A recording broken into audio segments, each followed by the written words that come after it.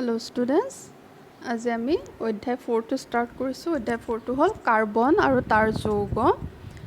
এটা কাৰ্বন আৰু তাৰ যৌগৰ বিষয়ে আলোচনা কৰোঁতে তোমালোকক এটা তালিকা ফিল আপ কৰিব দিছে। তালিকাখন কি কৈছে যে আমি উঠাৰ পৰা শুৱালৈকে, আমি ৰাতিপুৱাৰ পৰা ৰাতিলৈকে যিমানবোৰ সামগ্ৰী ব্যৱহাৰ কৰোঁ, সেই বস্তুবিলাক তোমালোকে যদি তালিকাভুক্ত কৰা তেতিয়া আমি দেখা পাম যে বেছিভাগ বস্তুৱে কি হৈছে কাৰ্বনৰ দ্বাৰা গঠিত। যেনে তোমালোকে ধৰা এতিয়া আমি কি কৰোঁ, ৰাতিপুৱা খাদ্য খাওঁ, হয়নে?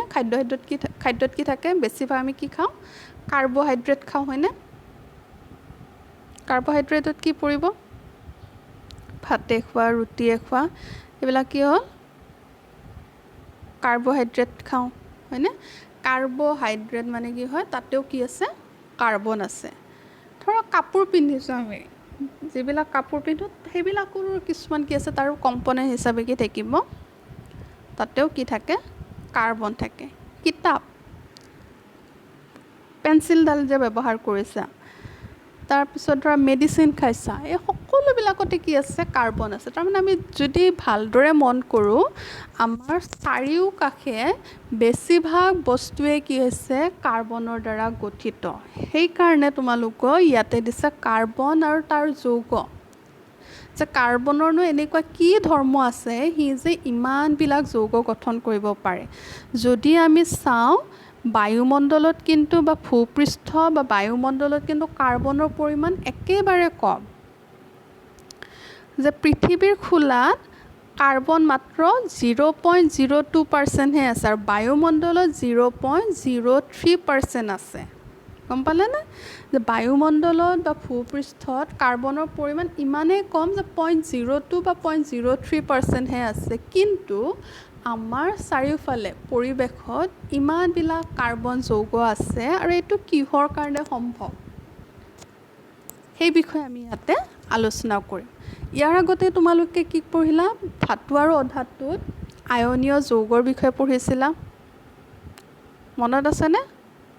আমি কেইদিনমান আগতে পঢ়িছোঁ আয়নীয় যৌগ। আয়নীয় যৌগ যেনে কি আছিলে? মনত ৰাখা, ছ'ডিয়াম ক্ল'ৰাইড, হয়নে? ছ'ডিয়াম ক্ল'ৰাইডটো কি আছিলে? ছ'ডিয়াম কেটায়ন হিচাপে আছিলে, ক্ল'ৰাইড এনায়ন হিচাপে আছিলে, হয়নে? যে ইহঁতৰ গলনাংক আৰু উতলাংক বহুত বেছি আছিলে, হয়? গতিকে সিহঁতে কি কৰে, এই যে ছ'ডিয়াম আৰু ক্ল'ৰাইডে কি কৰিছিলে? আয়নীয় যৌগ, সিহঁতে আয়নীয় বন্ধনীৰ দ্বাৰা গঠিত হৈছিলে। আয়নীয় বন্ধনী। আয়নীয় বন্ধনী মানে কি হৈছে? ছ'ডিয়াম কেটায়নে ক্ল'ৰাইড এনায়নৰ লগত লগ লাগি পিনে কি, সিহঁতৰ যিডাল বন্ধনী, যিহেতু প্লাছ আৰু মাইনাছ কেটায়ন আৰু এনায়নৰ দ্বাৰা গঠন হৈছিলে, গতিকে সিহঁতক কি বুলি কোৱা হয়? আয়নীয় বন্ধনী বুলি কোৱা হয়। এতিয়া আমি চাম যে কাৰ্বনে এনেকুৱা আয়নীয় বন্ধনী গঠন কৰিব পাৰে নেকি, বা কাৰ্বনে কি বন্ধনী গঠন কৰে, আমি তাকে চাম।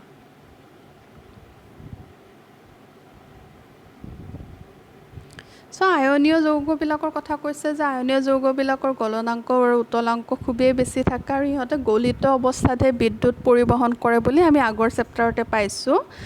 এতিয়া কাৰ্বন যৌগ কিছুমানৰ তালিকা তোমালোকৰ তালিকা 4.1ত দিছে চোৱা। 290 কেলভিন, যেনে acetic acid, chloroform, ethanol, methane, এই সকলোবিলাকৰে তোমালোকৰ গলনাংক আৰু উতলাংক দিছে। মানে গলনাংক আৰু উতলাংকবিলাক যেতিয়া আমি মন কৰোঁ, আমি দেখা পাওঁ ইহঁতৰ বেছিভাগ কাৰ্বন যৌগই বিদ্যুতৰ কুপৰিবাহী। এটা আছিলে গ্ৰেফাইটৰ কথা পঢ়িছিলোঁ, মানে আমি এক্সেপশ্যনেল যিবিলাক পঢ়িছিলোঁ, এক্সেপশ্যনেলত তোমালোকে পাবা যে কাৰ্বন যৌগৰ অধাতু কিছুমানৰ কি আছিলে? বিদ্যুৎ পৰিবাহী আছিল। তাৰে ভিতৰত আমি গ্ৰেফাইটৰ কথা পঢ়িছিলোঁ। গ্ৰেফাইটৰ মাজেৰে বিদ্যুৎ পাৰ হৈ যাব পাৰে বুলি আমি পঢ়িছিলোঁ। ইয়াতে চোৱা যে বেছিভাগ কাৰ্বন যৌগৰে কি হয়? বিদ্যুতৰ কুপৰিবাহী, মানে ইহঁতৰ মাজেৰে বিদ্যুৎ পাৰ হৈ যাব নোৱাৰে। কাৰণটো হ'ল যে এই যৌগবোৰৰ পৰস্পৰ আকৰ্ষণ বল খুবেই কম আয়নীয় যৌগবিলাকৰ আকৰ্ষণ খুব বেছি হোৱাৰ কাৰণে সিহঁতে কি কৰিব নোৱাৰিছিলে, ইমান সোনকালে গলি নগৈছিলে বা ইমান সোনকালে কি কৰিব নোৱাৰে, সিহঁতে উতল নাহিছিলে, উতলাংকৰ গলনাংক বেছি। কিন্তু কাৰ্বন যৌগবিলাক যেতিয়া চোৱা গ'ল তেতিয়া দেখা গ'ল যে ইহঁত বিদ্যুতৰ কুপৰিবাহী। কাৰণটো হ'ল যে ইহঁতে কোনো আয়ন সৃষ্টি নকৰে। আয়ন সৃষ্টি নকৰাৰ কাৰণে ইহঁতৰ মাজেৰে বিদ্যুৎ পাৰ হৈ যাব নোৱাৰে। গতিকে তোমালোকক যদি সোধে আয়নীয় যৌগ, আগতো এটা প্ৰশ্ন আছিলে আয়নীয় যৌগবোৰে কিয় বিদ্যুৎ পৰিবহণ কৰিব পাৰে বা আয়নীয় যৌগবোৰৰ গলনাংক কিয় বেছি, কাৰণটো হ'ল আয়নীয় যৌগবোৰৰ বিদ্যুৎ আকৰ্ষণীয় বল খুব বেছি, সেইকাৰণে সিহঁতে কি কৰিব নোৱাৰে, বিদ্যুৎ স্থিতিয় আকৰ্ষণৰ বল বেছি, সেইকাৰণে সিহঁতৰ মাজেৰে কি হ'ব নোৱাৰে, সিহঁতৰ গলনাংক আৰু উতলাংক খুবেই বেছি আৰু সিহঁতে গলিত অৱস্থাতে বিদ্যুৎ পৰিবহণ কৰিব পাৰে। আৰু ইয়াতে কি হৈছে, ইহঁতৰ গলনাংক উতলাংক কম হোৱাৰ কাৰণটো হ'ল যে ইহঁতৰ বিদ্যুৎ আকৰ্ষণ বা পৰস্পৰ আকৰ্ষণ কি হয়, খুবেই কম। তোমালোকে যদি এটা কাৰ্বনৰ ইলেক্ট্ৰনীয় বিন্যাস চোৱা, কাৰ্বনৰ ইলেক্ট্ৰনীয় বিন্যাস হ'ল, কাৰ্বনটো যেতিয়া লিখা তোমালোকে কি বুলি লিখা, 2.4 হয়নে? গতিকে আমি যেতিয়া ছ'ডিয়াম ক্লৰাইড আঁকিছিলোঁ, ছ'ডিয়াম ক্লৰাইডৰ এনায়ন তোমাৰ এটা ইলেক্ট্ৰন এৰি দিছিলে ছ'ডিয়াম ক্লৰাইডে, ছ'ডিয়ামে হয়নে, তেতিয়া সি ছ'ডিয়াম কেটায়ন হ'ল আৰু ক্লৰিনে এটা ইলেক্ট্ৰন গ্ৰহণ কৰিলে, গ্ৰহণ কৰি পিনে ক্লৰাইড এনায়ন হৈছিলে। এতিয়া আমি তেনেকুৱা এটা ছিটুৱেশ্যন কাৰ্বনৰ ক্ষেত্ৰত কনচিডাৰ কৰিব পাৰোঁ নেকি চোৱা। ইয়াত চোৱা বাহিৰৰ কক্ষত তাৰ ইলেক্ট্ৰন কেইটা আছে, 4টা আছে হয়নে? তাৰ ওচৰত কি কৰিব পাৰি, তাৰ এনেকুৱা হ'ব লাগিব যে বাহিৰৰ কক্ষত যদি সি আৰু 4টা ইলেক্ট্ৰন বেলেগৰ পৰা লয় তেতিয়া তাৰ কি হ'ব, বাহিৰৰ কক্ষত 8টা ইলেক্ট্ৰন হ'ব। আৰু তোমালোকে জানা যে বহিৰ কক্ষত হয়তো 2টা ইলেক্ট্ৰন নতুবা 8টা ইলেক্ট্ৰন থাকিলে মৌলটোৱে কি হয়, সুস্থিৰ অৱস্থা পায়। গতিকে তাৰ ওচৰত কি আছে, 2টা কণ্ডিশ্যন আছে, সি হয়তো 4টা বেলেগৰ পৰা ল'ব পাৰে নতুবা তাৰ ওচৰত যি 4টা আছে সি 4টা এৰি দিব পাৰে হয়নে? গতিকে প্ৰথমতে আমি চাওঁ, সি যদি বেলেগৰ পৰা 4টা ইলেক্ট্ৰন লয়, কাৰ্বন 2.4 সি যদি বেলেগৰ পৰা 4টা ইলেক্ট্ৰন লয়, তাৰমানে কি হ'ল, সি কেনেকুৱা লিখিম আমি, 4টা ইলেক্ট্ৰন বেলেগৰ পৰা মানে লৈছে,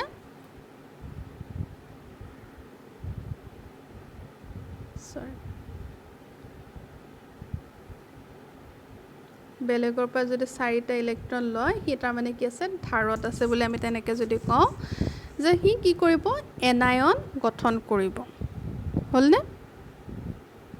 এতিয়া চোৱা কাৰ্বন এটাৰ নিউক্লিয়াছত কি আছিলে, 2.4, তাৰ ওচৰত কি আছিলে, 6টা ইলেক্ট্ৰন আছে আৰু 6টা প্ৰটন আছে।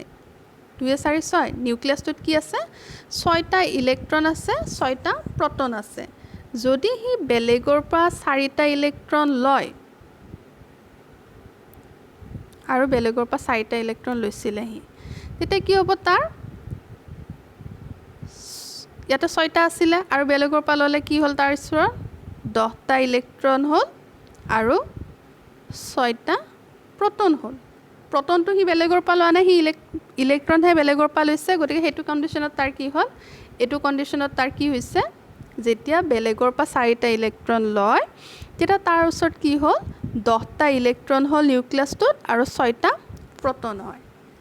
আৰু তেনেকুৱা ক্ষেত্ৰত কি হ'ব যে যিটো নিউক্লিয়াছ আছে সেই নিউক্লিয়াছটো কি হৈ নাথাকে, সুস্থিৰ অৱস্থাত নাথাকে, কাৰণ তাৰ যিমান কেপাচিটি আছে তাতকৈ বেছিকৈ ইলেক্ট্ৰন আহি গ'ল, সিমানখিনি ইলেক্ট্ৰন কি কৰিব নোৱাৰে, গ্ৰহণ কৰিব নোৱাৰে। গতিকে এইটো কণ্ডিশ্যন কি নহয় ফুলফিল হ'ব নোৱাৰে। হ'ল, তাৰমানে সি বেলেগৰ পৰা 4টা ইলেক্ট্ৰন গ্ৰহণ কৰিব নোৱাৰে। হ'ল, তাৰপিছত চোৱা তাৰ ওচৰত আৰু এটা কি কণ্ডিশ্যন আছিলে, 2.4 আছিলে, সি তাৰমানে 4টা ইলেক্ট্ৰন বেলেগৰ পৰা আৰু ল'ব নোৱাৰে, কিন্তু সেই 4টা ইলেক্ট্ৰন যদি এৰি দিয়ে, এইকেইটা নাথাকে, তেতিয়া এইটো কক্ষত কি থাকিব, 2টা ইলেক্ট্ৰন থাকিব, তেতিয়া সুস্থিৰ অৱস্থা হয়নে?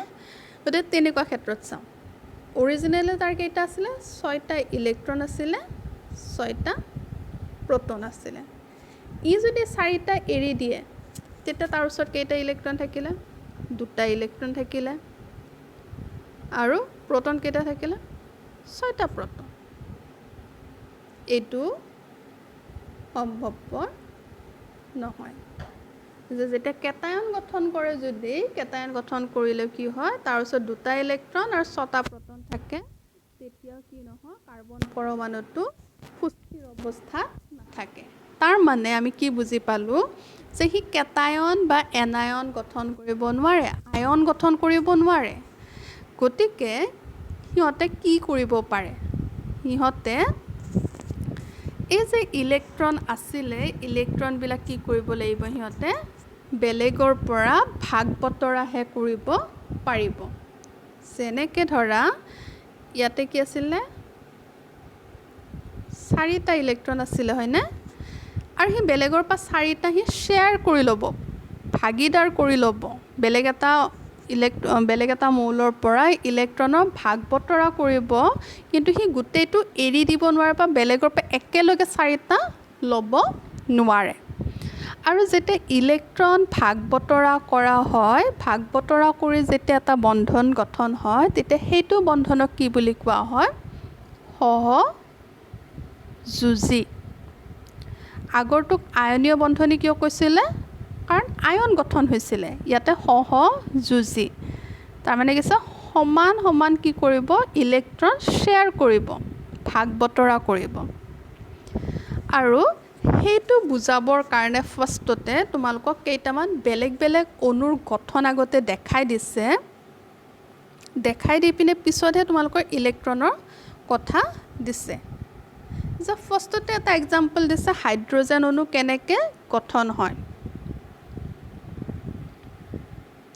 হাইড্ৰজেন অণুৰ গঠন তোমালোকে এইবিলাক বহীত ধুনীয়াকৈ লিখি ল'বা দেই মই স্কুল খুলিলে কিন্তু চাম হাইড্ৰজেন অণুৰ গঠন এতিয়া ধৰা হাইড্ৰজেনত কেইটা ইলেক্ট্ৰন আছে এটা ইলেক্ট্ৰন আছে আমি সকলোৱে জানো হয়নে হাইড্ৰজেনত যেতিয়া এটা ইলেক্ট্ৰন থাকে সি যদি সুস্থিৰ অৱস্থা পাব লাগে তাৰ কি হ'ব লাগিব আমি কি পাইছিলোঁ যে মিনিমাম বহিৰ্কক্ষত কি হ'ব লাগে হয়তো দুটা ইলেক্ট্ৰন থাকিব লাগে নতুবা 8টা ইলেক্ট্ৰনটো তাৰ কাৰণে পচিবল নহয় হয়নে সি কি কৰিব লাগিব দুটা ইলেক্ট্ৰন ল'ব এতিয়া তাৰ ওচৰত আছে এটাহে হয়নে গতিকে এটা কি কৰিব লাগিব বেলেগৰ পৰা ভাগ বতৰা কৰিব আৰু বেলেগৰ পৰা ভাগ বতৰা কৰোঁতে সি কি কৰিব দুটা হাইড্ৰজেন পৰমাণু লগ লাগিব ধৰা এইটো হাইড্ৰজেনৰ এইটো ইলেক্ট্ৰন আছে সি আৰু এটা হাইড্ৰজেনৰ ওচৰত গ'ল তাৰো এটা ইলেক্ট্ৰন আছে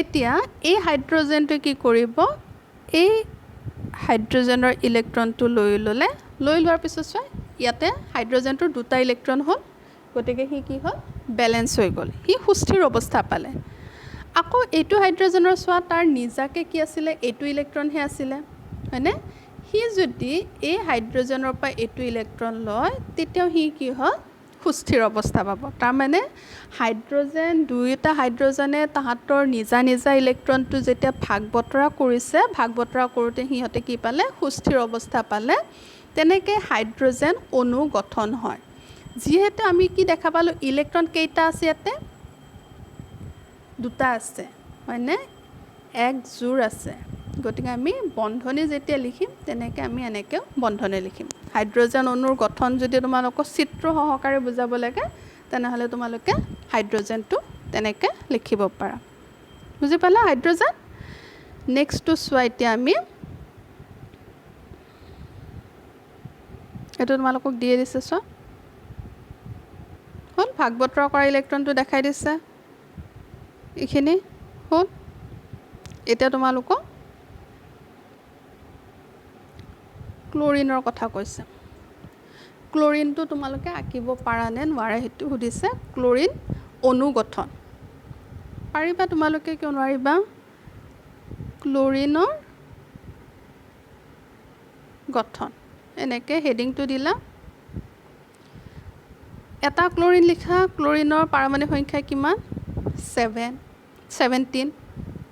2.8.7 তাৰমানে কি আছে অক্টেট অৱস্থা পাবৰ কাৰণে সি কি কৰিব লাগিব এটা ইলেক্ট্ৰন তাক লাগে হয়নে গতিকে আমি কি কৰিম সেকেন্ড স্টেপটোত লিখিম ফাৰ্ষ্টতে এনেকৈ লিখি ল'লা তাৰপিছত লিখিবা ক্লোৰিন অণুটো আমি ৰবা ক্লোৰিন অণুটো আমি এনেকৈ লিখিলোঁ ক্লোৰিনৰ বাহিৰত কেইটা ইলেক্ট্ৰন আছিলে 7টা ইলেক্ট্ৰন আছিলে গতিকে আমি 7টাহে ইয়াতে লিখিম 2টা 4টা 6টা এপিনে হ'ল 7টা হ'ল 7টা ইলেক্ট্ৰন আমি লিখিলোঁ এপিনে তাৰ ক্লোৰিন আকা 2টা 4টা 6টা 7টা হ'ল প্ৰথমতে আমি ক্লোৰিন 2টা ক্লোৰিন ওচৰা ওচৰিকৈ আঁকিলোঁ তাহাঁতৰ এটা ইলেক্ট্ৰনৰ কি আছে অভাৱ হৈ আছে গতিকে এইটো ক্লোৰিনে কি কৰিব তাৰ 7টা নিজৰ আছে হয়নে ই যদি এইটো ইলেক্ট্ৰন ভাগ বতৰা কৰে এইটো ইলেক্ট্ৰন যদি তাৰ পৰা যদি শ্বেয়াৰ কৰে তেতিয়া তাৰ ওচৰত কেইটা হ'ল 2 4 6 8টা এইটো ক্লোৰিন বেলেন্স হ'ল হয়নে এইটো ক্লোৰিনৰ ওচৰত যোৱা তাৰ এই নিজা 7টা আছে এইখিনিলৈকে 7টা আছিলে হয়নে ই যদি এইটো ইলেক্ট্ৰন লয় তাৰ ওচৰত কেইটা হ'ল এতিয়া 2টা 4টা 6টা 8টা গতিকে এইটো ক্লোৰিনো কি হ'ল তাৰ 8টা ইলেক্ট্ৰন পালে অক্টেট অৱস্থা পালে গতিকে ইহঁতে কি হ'ল এতিয়া সুস্থিৰ অৱস্থা পালে আৰু সেইটো যদি আমি এতিয়া এনেকৈ লিখিবলৈ যাওঁ এজোৰ ইলেক্ট্ৰন ভাগ বতৰা হৈছে গতিকে আমি এডাল আঁচ 2টা ক্লোৰিনৰ মাজত লিখিম হ'ল ক্লোৰিন অণুটোৰ গঠন এনেকৈ হ'ব বহীত লিখি ৰাখিবা এবাৰ কৈছে অক্সিজেন অণুৰ গঠন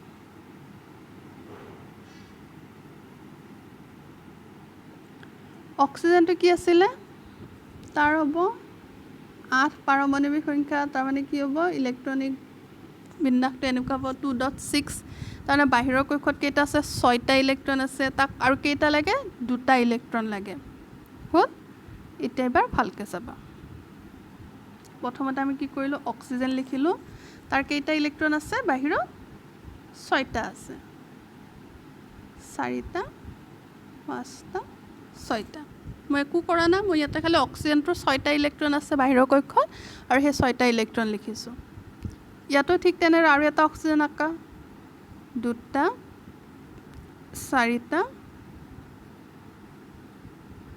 6টা এইটো অক্সিজেনক কেইটা লাগে 2টা ইলেক্ট্ৰন লাগে সেই 2টা ইলেক্ট্ৰন কি কৰিব ইয়াৰ পৰা ভাগ বতৰা কৰিব হ'ল ইয়াৰ 8টা হ'ল চ' ৰাউণ্ডটোৰ ভিতৰত কেইটা ইলেক্ট্ৰন আছে 2টা 4টা 6টা আৰু এই 2টা 8টা হ'ল এইটো অক্সিজেনৰ ওচৰত কেইটা আছে নিজা 6টা আছে সি যদি এই 2টা ইলেক্ট্ৰন লৈ লয় তাৰ ওচৰটো কি হ'ল 8টা হ'ল এতিয়া আমি লিখিম ইয়াতে কেইটা ইলেক্ট্ৰন ভাগ বতৰা হৈছে এই এজোৰ দুজোৰ ইলেক্ট্ৰন ভাগ বতৰা হৈছে সেইকাৰণে আমি কি কৰিছোঁ ইয়াতে 2টা বন্ধনী আঁকিছোঁ গম পালা ডিফাৰেন্সটো যে প্ৰথম 2টা যে হাইড্ৰজেন আৰু ক্লোৰিন যে আঁকিছিলোঁ তাতে কি আছিলে এডাল বন্ধনী জড়িত হৈ আছে ইয়াতে কি হ'ল অক্সিজেনৰ ক্ষেত্ৰত 2ডাল বন্ধনী জড়িত হ'ল ঠিক তেনেদৰে এইবাৰ আমাক দিছে নাইট্ৰজেন অণুৰ কাৰণে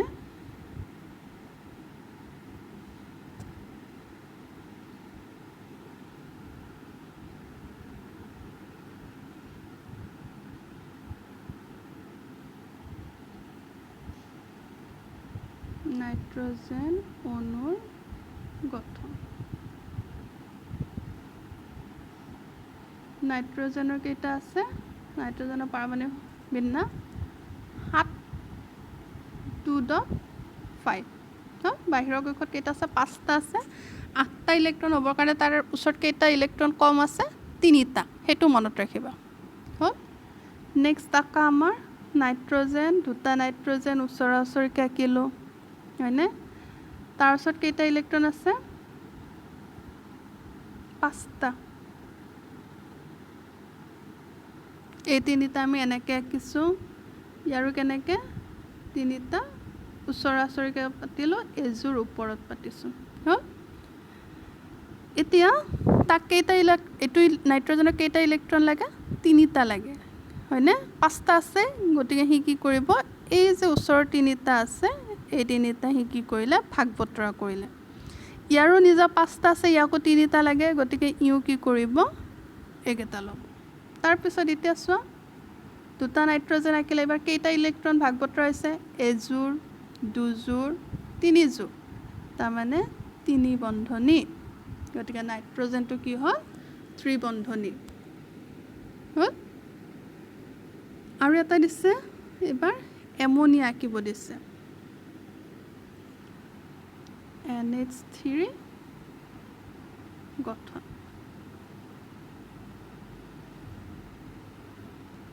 NH3 মানে নাইট্ৰজেন কেইটা আছে 7 2.5 হয়নে এটা মই আগে নাইট্ৰজেনটা আঁকিছোঁ এইপিনে দুটা আছিলে হয়নে তিনিটা হ'ল টোটেল কেইটা আঁকিছোঁ মই 5টা আঁকিছোঁ আগৰটোত আমি কি কৰিছিলোঁ নাইট্ৰজেনৰ পৰা ইলেক্ট্ৰন ভাগ বতৰা কৰিছিলে হয়নে এইবাৰ কিন্তু নাইট্ৰজেনৰ পৰা নলয় এইবাৰ কি কৰিছে 3টা হাইড্ৰজেনৰ পৰা ল'ব এইটো এটা হাইড্ৰজেন এইটো এটা হাইড্ৰজেন এইটো এটা হাইড্ৰজেন এই নাইট্ৰজেনটো 3টা ইলেক্ট্ৰন লাগে এই 3টা ইলেক্ট্ৰন হি হয় নাইট্ৰজেনৰ পৰা ল'ব পাৰে নতুবা হাইড্ৰজেনৰ পৰা ল'ব পাৰে এতিয়া চোৱা এই হাইড্ৰজেনটো কেইটা লাগে তাৰ এটা আছে আৰু এটা বেলেগৰ পৰা লাগে ভাগ বতৰা কৰিব হি এইটো ইলেক্ট্ৰন ল'লে হ'লনে হাইড্ৰজেনটো বেলেন্স হ'ল হাইড্ৰজেনটো সুস্থিৰ অৱস্থা পালে এইটোৱে এই হাইড্ৰজেনটোক আৰু এটা লাগে সুস্থিৰ অৱস্থা পালে এইটো হাইড্ৰজেনো সুস্থিৰ অৱস্থা পালে হাইড্ৰজেন কেইটাহে সুস্থিৰ অৱস্থা পালে নাইট্ৰজেনৰ চোৱা এতিয়া এই দুটা আছে 3টা 4টা 5টা আছে দুটা এই 3টা 4টা হ'ল 5টা 6টা 7টা 8টা চোৱা নাইট্ৰজেনটো সুস্থিৰ অৱস্থা পালেনে এই দুটা এই দুটা এই দুটা এই দুটা হ'ল 8টা হ'ল তাৰ গতিকে আমি এতিয়া আকোতে কেনেকৈ আঁকিম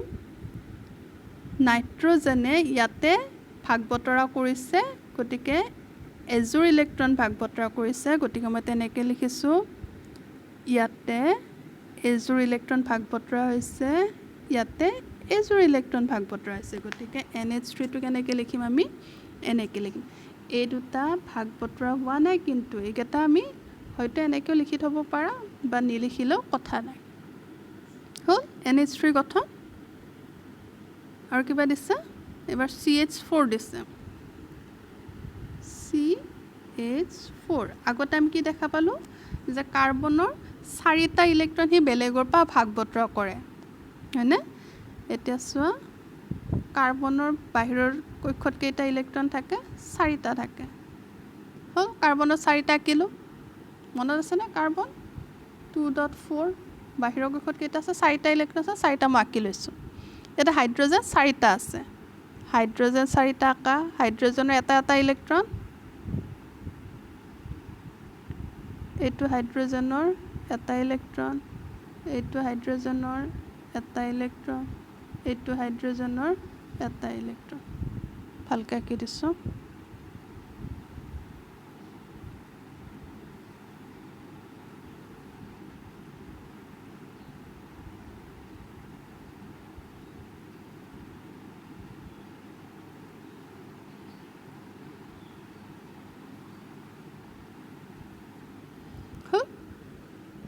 কাৰ্বনৰ ক্ৰছ কেইটা পুৰচিন কেইটা কাৰ্বনৰ ডট কেইটা হাইড্ৰজেনৰ এটা হাইড্ৰজেনৰ দুটা ইলেক্ট্ৰন লাগে হি এটা কাৰ্বনৰ পৰা ল'ব হ'ল সুস্থিৰ অৱস্থা এইটো সুস্থিৰ অৱস্থা পালে এইটোৱে সুস্থিৰ অৱস্থা পালে এইটোৱে সুস্থিৰ অৱস্থা পালে হ'ল এটা কাৰ্বনৰ চোৱা কাৰ্বনৰ পুৰচিন কেইটা তাৰ নিজা ইলেক্ট্ৰন হি যদি এই ডট কেইটাও যদি হাইড্ৰজেনৰ পৰা লৈ লয় 2 4 6 8 হ'লনে এটা আমি আকোতে কেনেকৈ আঁকিম যে ইয়াতে এযোৰ ইলেক্ট্ৰন ভাগ বতৰা হৈছে এইফালে এযোৰ ইলেক্ট্ৰন ভাগ বতৰা হৈছে এইফালেও এযোৰ ইলেক্ট্ৰন ভাগ বতৰা হৈছে ইফালে এযোৰ ইলেক্ট্ৰন ভাগ বতৰাইছে গতিকে CH4ৰ গঠন আঁকিব দিলে এনেকৈ আঁকিব আৰু কিবা দিছেনে আচ্ছা গোটেইকেইটা হ'ল CH4লৈকে আমি কৰিলোঁ তাৰপিছত কৈছে যে দুটা পৰমাণুৰ মাজত ইলেক্ট্ৰন ভাগ বতৰা হৈ গঠন হোৱা বান্ধনীক কি বুলি কোৱা হয় সহযোজী বান্ধনী এতিয়ালৈকে আমি যিমানবিলাক বান্ধনী পঢ়িলোঁ এই সকলোবিলাক কি হয় সহযোজী বান্ধনী সহযোজী অণুৰ বান্ধনীবিলাক দৃঢ় কিন্তু অণুবিলাকৰ মাজৰ আন্তঃআণৱিক বল কম সেইবাবে ইহঁতৰ গলনাংক আৰু উতলাংক কম হয় যিহেতু ইহঁতৰ অকল ইলেক্ট্ৰনৰহে ভাগ বতৰা হয় কোনো আহিত কণিকাৰ সৃষ্টি নহয় সেইকাৰণে সহযোজী যৌগবোৰ বিদ্যুতৰ অপৰিবাহী বুলি কৈছে তাৰমানে কি ক'লে যে যিহেতু আয়নৰ সৃষ্টি নহয় গতিকে ইহঁতৰ আকৰ্ষণী বল কম সেইকাৰণে ইহঁতে বিদ্যুতৰ কুপৰিবাহী বুলি আমাক কৈছে এটা তোমালোকক হীৰা গ্ৰেফাইট C60ৰ গঠন দেখাই দিছে কুৱেশ্যনত দিছে আচ্ছা 8টা ছালফাৰ পৰমাণু সেইটো মই বাৰু পিছত দি দিম কাৰ্বন ডাই অক্সাইডটো আঁকিব পাৰা না মোক আঁকি পিনে দেখাবাচোন চাওঁ কিমান বুজি পাইছা নোৱাৰিলে মই কৰি দিম বাৰু